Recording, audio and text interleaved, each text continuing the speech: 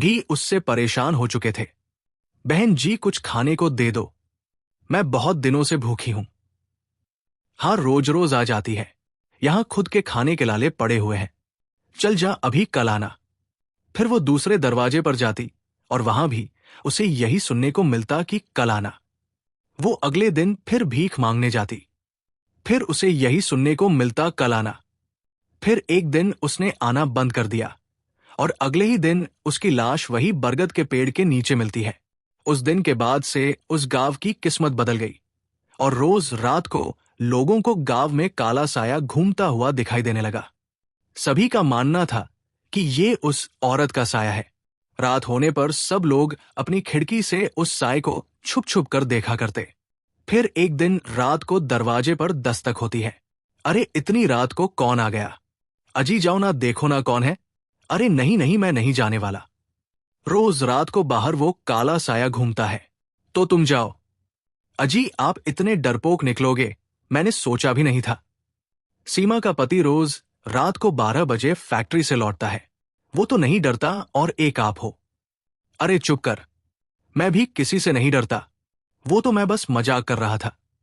अरे क्या मुसीबत है यार, अरे ये कहां फंस गया मैं, हे भगवान रक्षा करना। फिर जैसे ही हरिया दरवाजा खोलता है तो उसके होश उड़ जाते हैं। दरवाजे पर चुड़ैल कटोरा लेकर खड़ी होती है। अरे मर गए रे। चुड़ैल, अरे अब क्या करूं, अगर मैं हिला तो ये मुझे खा जाएगी। तभी सोनिया झांक कर देखती है तो उसे भी वो चुड़ैल दिखाई देती है। वो पहचान जाती है कि ये वही भीख मांगने वाली औरत है। सोनिया भागकर हरिया के पास जाती है। अरे चिचू चुड़ैल, जाओ यहां से, कल आना। फिर जैसे ही सोनिया उसे कल आना बोलती है, वो चुड़ैल वहां से चली जाती है और साथ वाले घर का दरवाजा खटखटाने लगती है। अरे इतनी रात गए कौन है? फिर रोहन दरवाजा खोलने जाता है। दरवाजा खोलते ही बाहर चुड़ैल खड़ी होती है। चित चुड़ैल, अरे ये चुड़ैल कहां से आ गई? तभी वो चुड़ैल उसकी गर्दन पकड़ लेती है और उसे ऊपर हवा में उठा देती है। अरे मर गया रे, अरे मुझे बहुत भूख लगी है, मुझे भीख दे। फिर चुड़ैल रोहन का गला दबाकर उसे मार डालती है और उसे घसीटते हुए अपने साथ ले जाती है। फिर अगले दिन सुबह होते ही उस चुड़ैल के बारे में सब गांव वाले बात कर रहे होते हैं। अरे ये गांव पर बहुत बड़ी मुसीबत आन पड़ी है, किसी के पास कोई तरकीब है तो बताओ, नहीं तो चुड़ैल रोज किसी ना किसी को मार डालेगी। मुखिया जी, ये वही भिखारन है जो गांव में भीख मांगा करती थी। किसी ने उसे खाना नहीं दिया, इसीलिए वो चुड़ैल बनकर अब गांव वालों को खाकर अपनी भूख मिटा रही है।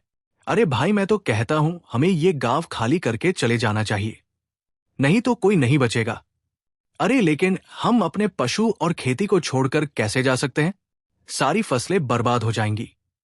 किसी को कहीं जाने की जरूरत नहीं है, मेरे पास एक तरकीब है उस चुड़ैल से निपटने की। अगर हम अपने घरों की दीवारों पर चुड़ैल कलाना लिख देंगे तो वो चली जाएगी। फिर सोनिया की बात मानकर सब गांव वाले अपनी अपनी दीवारों पर चुड़ैल कलाना लिख देते हैं। फिर रात होते ही वो चुड़ैल गांव में आती है। वो पहले दरवाजे पर भीख मांगने जाती है, वहां लिखा होता है कलाना। वो पढ़कर चुड़ैल आगे बढ़ जाती है। इसी तरह गांव वाले उस रात उस चुड़ैल को बेवकूफ बनाते हैं। ये सब हरिया का मकान मालिक सामने वाले घर से देख रहा होता है। यही सही मौका है इन दोनों को मजा चखाने का। फिर अगले दिन रात होती है। वो हरिया के घर के बाहर जाकर चुड़ैल का लाना को मिटाने लगता है। हरिया और सोनिया खिड़की से सब देख रहे होते हैं। अरे नासिटे, अरे अरे ये क्या कर रहा है? अरे हमें मरवाना चाहता है क्या? हाँ, तुम दोनों ने मुझे बहुत परेशान किया है। इतने महीनों से अपना किराया मांगते मांगते मेरी चप्पल घिस गई। यही सही मौका है अपना मकान खाली करवाने। अरे भाई साहब, उसे मत मिटाओ, वो चुड़ैल आती होगी, वो हमें मार डालेगी। मकान मालिक तेजी से लिखा हुआ सब मिटा देता है। अरे कमबख्त, अगर मैं आज रात बच गया ना तो तुझे जिंदा नहीं छोड़ूंगा। हाँ, तभी डरावनी डरावनी आवाजें आने लगती है। वो चुड़ैल आज रात फिर गांव में आती है। सब गांव वाले अपनी अपनी खिड़कियों से उस चुड़ैल को छुप कर देख रहे होते हैं। मैंने 2 दिनों से कुछ नहीं खाया है। तुम गांव वाले रोज बोलते हो कल आना कल आना, इसीलिए मैं आज आई हूं अपनी भूख मिटाने। आज भूख मिटा कर ही जाऊंगी। अजी अब हमारा क्या होगा? सबके घर के आगे तो कल आना लिखा हुआ है सिवाय हमारे। तभी वो चुड़ैल एक एक करके सबके घरों के बाहर जाती है, लेकिन चुड़ैल कल आना देखकर आगे बढ़ जाती है और फिर हरिया का घर आता है। वहां दीवार पर कुछ नहीं लिखा होता। ये देखकर चुड़ैल दरवाजा पीटने लगती है। सोनिया और हरिया सोफे के पीछे छुप जाते हैं। अरे मर गए रे, अरे सोनिया, अरे अब क्या करें? कमबक चुड़ैल तो हमारे घर आ गई। चुपचाप प्रभु जी, ज्यादा आवाज मत करो। उसने सुन लिया तो हम नहीं बचेंगे। खोलो दरवाजा खोलो, मैं बहुत दिनों से भूखी हूं। आज अपनी भूख किसी घर से मिटाकर जाऊंगी। अरे मकान मालिक, तेरा नाश मिटे। अरे अपने किराए के चक्कर में तू आज हमें मरवा कर ही छोड़ेगा। फिर चुड़ैल दरवाजा जोर जोर से पीटने लगती है। दरवाजा अब कमजोर हो चुका था और टूटने ही वाला था। मकान मालिक सामने वाले घर से ये सब देखकर खुश हो रहा था। हाँ, अरे वाह वाह, आज तो मजा आ गया। जो मकान मैं इतने सालों से खाली नहीं करवा पा रहा था, आज वो काम ये चुड़ैल कर देगी। तभी वह चुड़ैल दरवाजा तोड़कर अंदर घुस जाती है। सोनिया और हरिया उसे देखकर इधर उधर भागने लगते हैं। अरे भागो रे, अरे ये भूखी चुड़ैल तो हमें जिंदा खाने पे उतारू है। अरे गांव वालों, हमें बचाओ। फिर वो दोनों पीछे के रास्ते से घर के बाहर निकल जाते हैं। चुड़ैल भी उनका पीछा करने लगती है। फिर वो दोनों भागते भागते मकान मालिक के घर के आगे पहुंच जाते हैं। अरे ये दोनों कमबक बच कैसे गए? तभी हरिया मकान मालिक की दीवार पर लिखा चुड़ैल का लाना मिटाने लगता है। अरे कमबक तरे, ये क्या कर रहा है? अरे नस मीटे, मत मिटा उसे। अरे वो चुड़ैल मुझे खा जाएगी। अरे रुक जा भाई, मैं तेरा सारा किराया माफ कर दूंगा। अरे रुक जा हरिया भाई। लेकिन हरिया उसकी एक नहीं सुनता और दीवार पर लिखा हुआ मिटा देता है और वहां से भाग जाता है। तभी वो चुड़ैल मकान मालिक के घर के बाहर पहुंच जाती है। दीवार पर अब कुछ नहीं लिखा होता, सब मिट चुका होता है, इसलिए चुड़ैल उसका दरवाजा पीटने लगती है। फिर वो मकान मालिक भी पीछे के दरवाजे से भाग जाता है।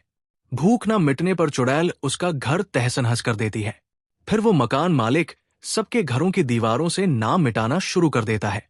अरे कमबख्त बूढ़े, अरे ये क्या कर रहा है? अरे हमें मरवाना चाहता है।